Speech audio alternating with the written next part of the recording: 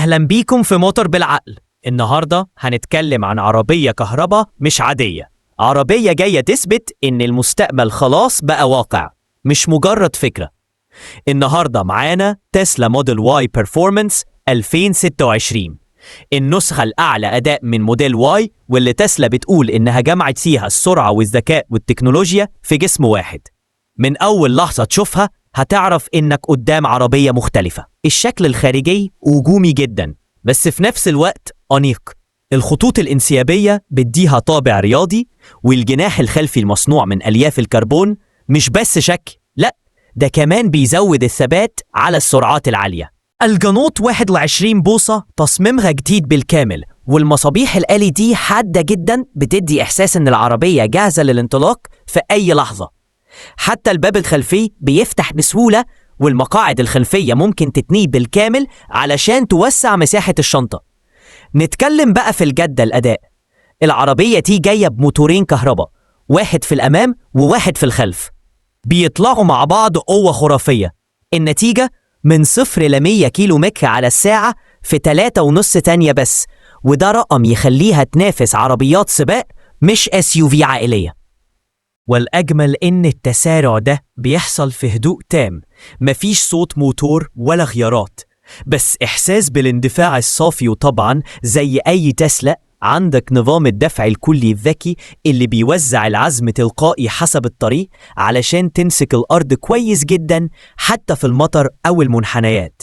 البطارية كمان تم تحسينها بشكل كبير، بقت أخف وأكفأ، والمدى زاد لحد 580 كيلو متر في الشحنة الواحدة، وده معناه إنك ممكن تسافر من القاهرة للإسكندرية وترجع ولسه عندك شحن.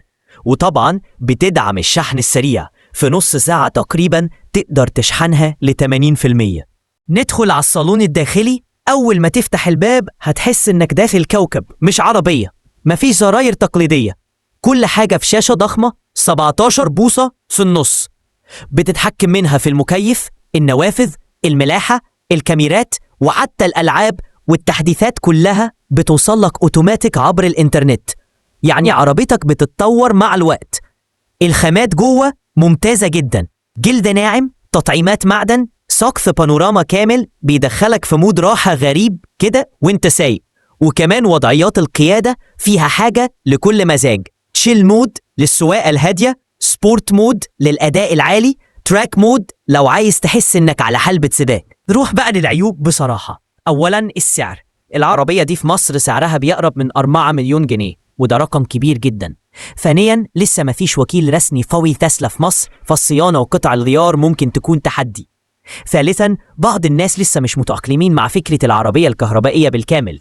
موضوع الشحن والبطارية محتاج شوية وعي وتنظيم، لكن في المقابل انت بتاخد عربية بتديك أداء خارق، صيانة بسيطة جدا، وتكنولوجيا بتسبق وقتها بسنين.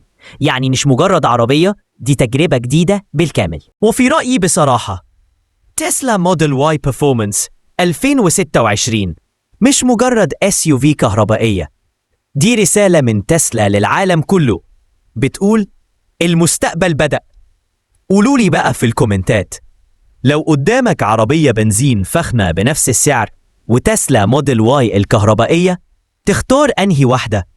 ما تنسوش تعملوا لايك للفيديو واشتركوا في القناة علشان توصلكم أحدث مراجعات العربيات والموتوسيكلات الجديدة أول بأول. من موتور بالعقل، وما توقفش كهربا دايماً.